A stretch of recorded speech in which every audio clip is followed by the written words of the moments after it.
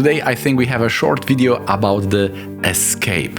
We have 1st February, so 1, 2, 12th house, Moksha, Ketu, such themes will be definitely here in this video. Many people are escaping, and we will have nice quote from very able cinematographer Bill Fraker, who was working on the Rosemary Babies among many other videos, and he is talking about escapism from the context of romanticism and some opposition to realism, and we will try to find out what are the different types of escapes, and we'll try to correlate this with Jyotish, and maybe this will somehow be helpful also to find in your chart. But before that, let me share this very nice gift from my students from the Polish group.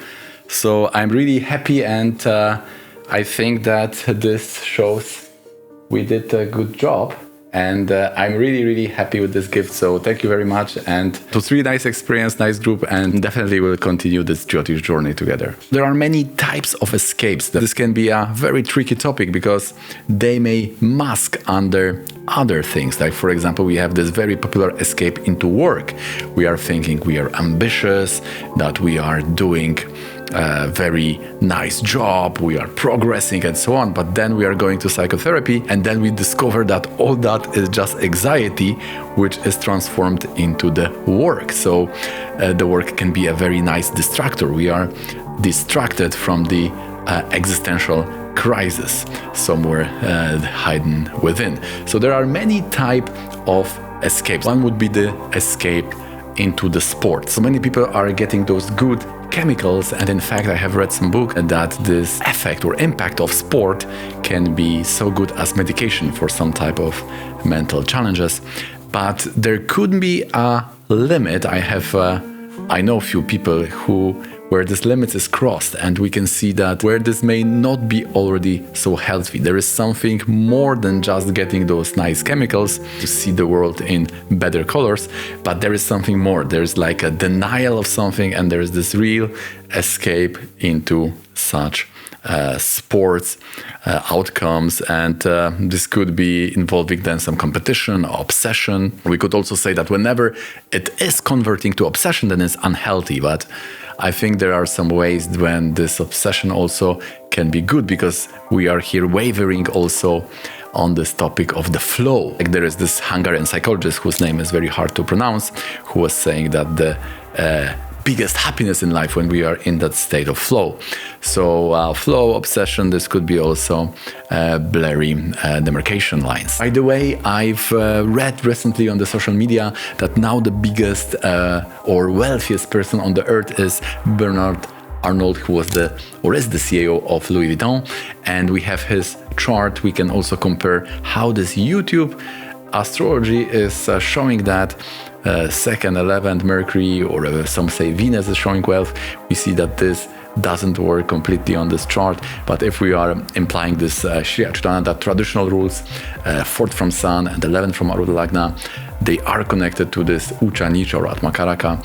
So these yogas are present in the Rashi or in the Navamsha. So you can study this chart because it's quite interesting. I think it's 5 p.m. so it gives the suggestion that maybe the time is not important, so there is some work for you maybe to rectify a little bit. But yeah, it's very interesting. Leo Lagna Lord in 7, so definitely something related to this. But Lagna Lord in 7 is also escaping into the travels. With my travels, I'm basically looking for myself. So we also know that Venus is exalted in the 12th house sign, natural sign Pisces. Venus is always exalted in Pisces, and Pisces is always the last sign. So the 12th house and Pisces, they share the common meaning from this perspective, and Venus is exalted there.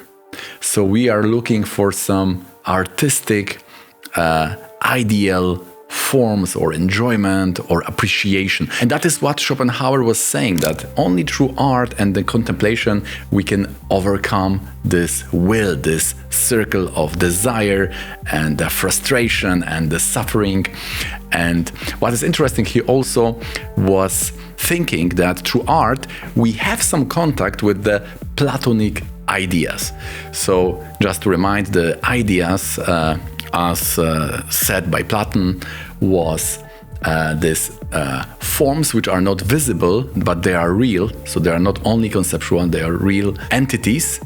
And the world we have here is less real. So this is only like a phenomena of the truth, which is hidden as those ideas.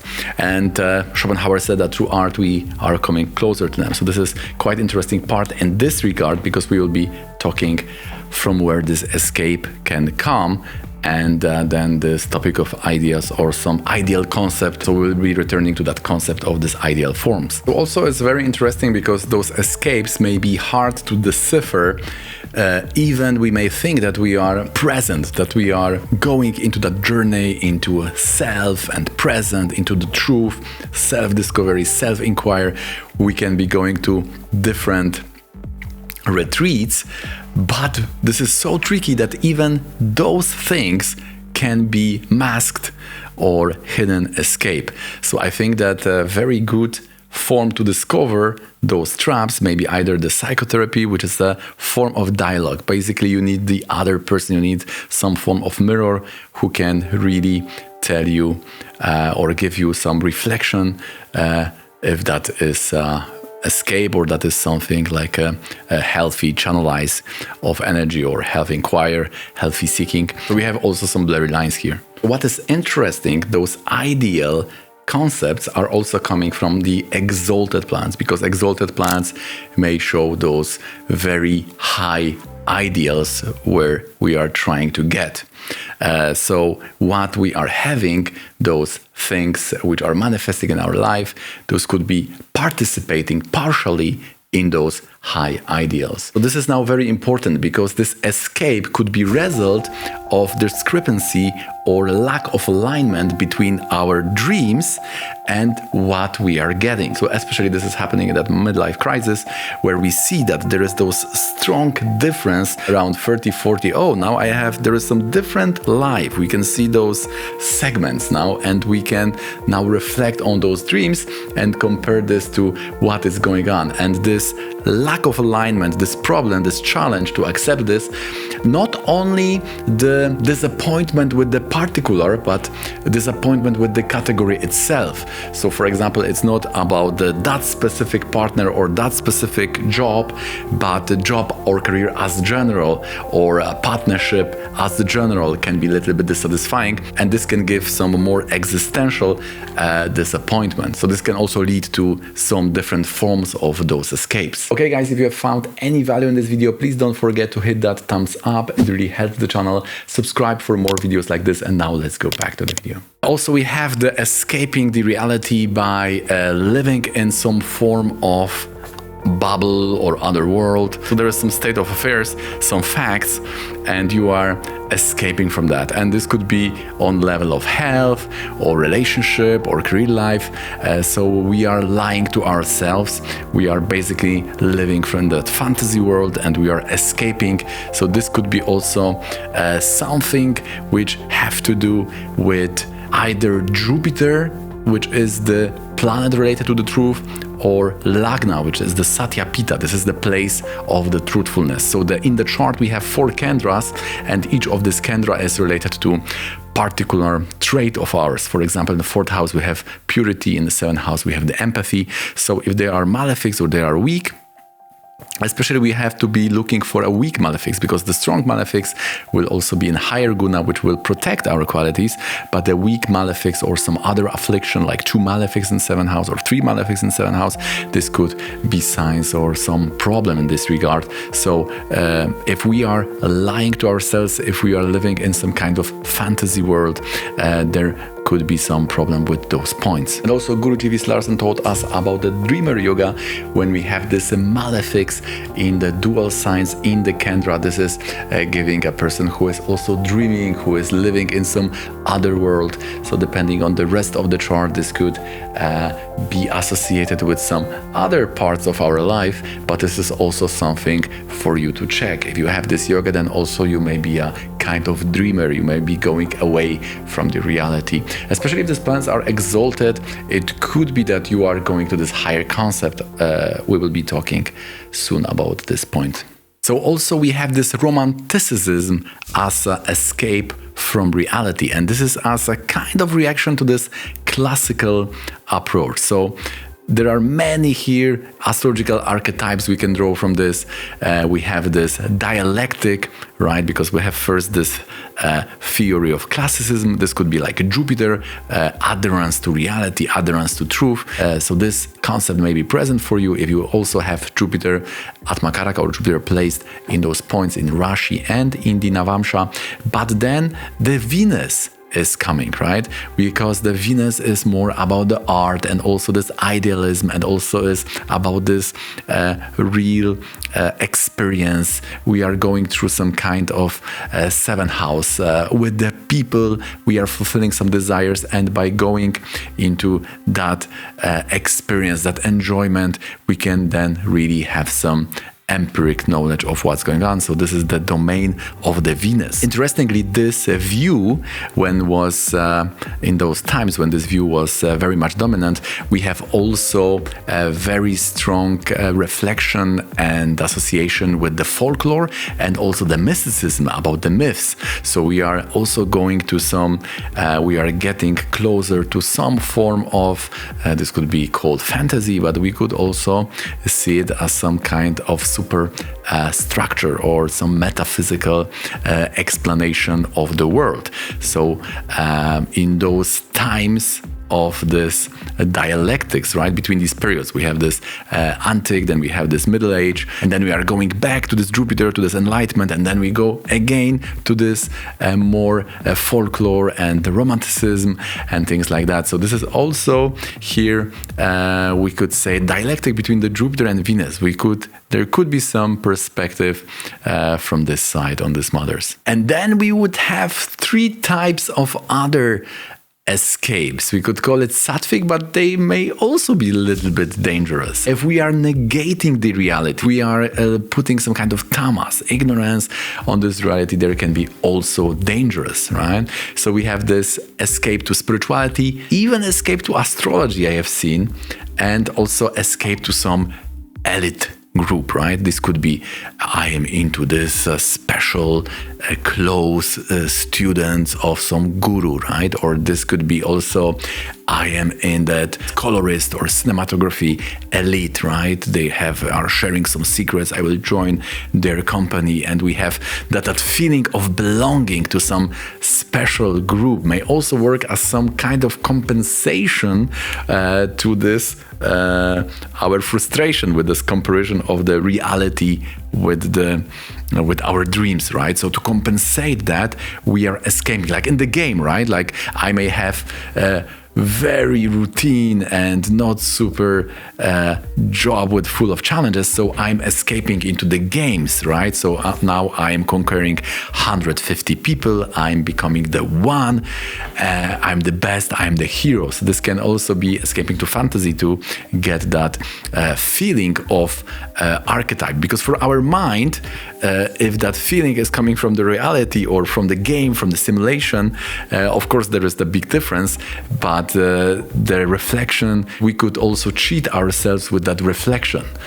So the mind may also be cheated in such a way. So now there will be question when the escape to spirituality or to religion can be also a trap, can be also unhealthy. If you have any ideas, you can write me in the comments. I will share one note about this now. I would say that in the Gita, there is this nice shloka which says that if you see your work as one in one, then this is the ignorance, right? So this is also hard to distinguish between the passion and that flow state and this one in one. Because when I'm in that hyper-focus state, this is also like I'm seeing that activity as all in all, right?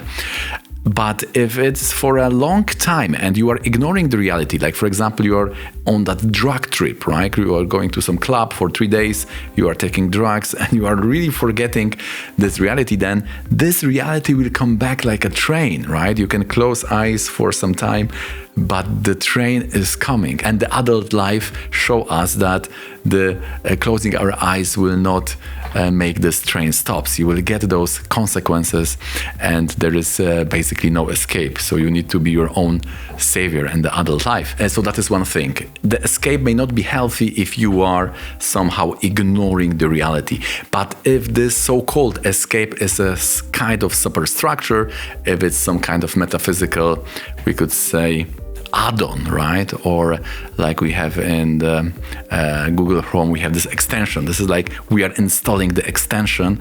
Then I think this could be even healthy, because this can inspire us, this can give us the energy to live the reality. So that is also the question. Is that so-called escape giving you more motivation to live, or it is decreasing your motivation? Like, for example, if you are taking drugs like fentanyl epidemic we have, then those people, they will escape to consciousness-changing stimulants or drugs, but they will not inspire you to, they will not improve your, this reality, physical level living. It will be quite reverse in a very strong way. And now at the end, I would like to quote you this Bill Fraker. This is a part of the interview from the book Masters of Light. This is interview with the best cinematographers about their life. It's a very inspiring book if you are into it. And I will just here take some parts.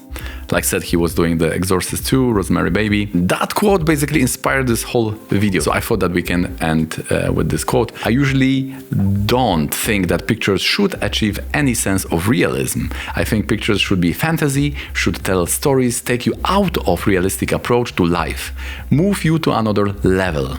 That's my philosophy. I'm a romanticist, and I think movies should be romantic.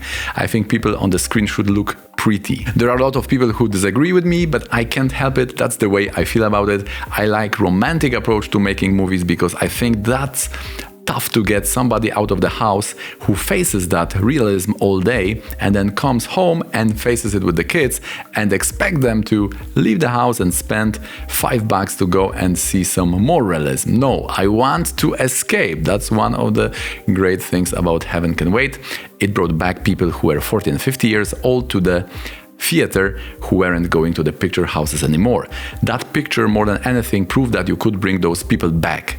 It took it out of the hands of the 18 to 25-year-olds and brought back to 40 and 50 years old. So very interesting quote. Okay guys, so that's gonna be it for it. I hope you find this interesting and informative. If you do, please don't forget to hit the thumbs up, subscribe for more videos like this. And if you are still hungry for more Jyotish chunks, then please consider watching this one.